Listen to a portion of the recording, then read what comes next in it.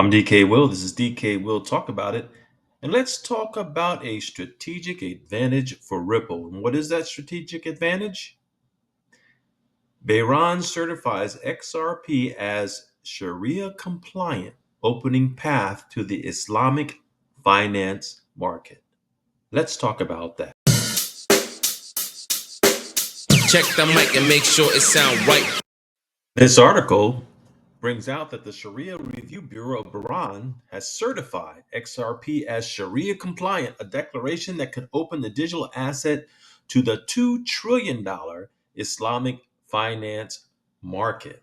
2 trillion? I found a little bit more. I'll show you that too. But this article goes on to say the Sharia Review Bureau, which operates under the Central Bank of Bahrain, has reportedly declared that XRP meets Sharia compliance standards. This certification positions XRP as a viable digital asset for use in Islamic financial services, potentially creating a pathway for its integration in jurisdictions governed by Islamic law. The move is said to further distinguish Bahrain from other Gulf states, which have generally adopted a cautious approach to digital assets. Certification of XRP by a central bank regulated bureau sets it apart from other cryptocurrencies that have sought the same declaration. This distinction could give XRP issuer Ripple an edge in forming partnerships with Islamic banks, fintechs, and cross border payment providers. The report clarified that the SRB's ruling in Bahrain does not guarantee automatic acceptance in other jurisdictions like Saudi Arabia or the United Arab Emirates. Local Sharia boards would need to conduct their own reviews before XRP could be integrated into their financial systems. Let's be for real. It's going to happen. And if you like the content I'm providing, please make sure to like, subscribe, and ring the bell for notifications. Then come back for more DK Will Talk About It. 3 years ago, I did a video. You see there, 3 years ago, Iraqi dinar and Arab monetary funds going blockchain. Now, of course, I'll put the card in the corner if you want to watch this video, but what I want you to take note of is the image on the right of the African nations in Saudi Arabia, the Arab Monetary Fund. I want you to compare that map to this map, which is a map of the Sharia law countries. So now, to keep it clarified, and so that you understand what you're seeing here, the green is classic, the red is classic in some territories, the gold, I'll call it, or orange is for Muslims only, and of course, mixed with the blue. The point being, notice these sections of Africa and Saudi Arabia coming over compared to the Arab Monetary Fund as well. Very, very similar, are they not? Investopedia helps us understand just what that means. Sharia definition, how it affects investments, and an example. This is an August 20th, 2024 article.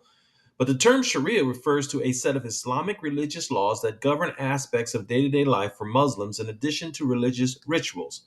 Sharia law also provides religious followers with a set of principles and guidelines to help them to make important decisions in their lives, such as finances and investments. Islamic banking and finance outline where money can be invested and rules about interest. There is some variation in how Sharia is interpreted and implemented, especially in the financial industries.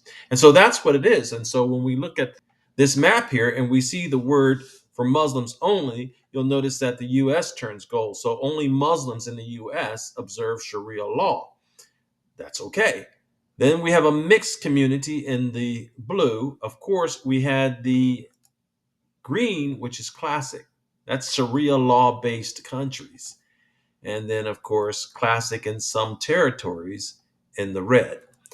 So, Sharia law is important in absorbing a sizable amount of investment capital. Now, if you recall in the article made the statement that it would be in the neighborhood of 2 trillion, opens the door for $2 trillion of the Islamic finance market, which includes banks, investment funds, and remittance services.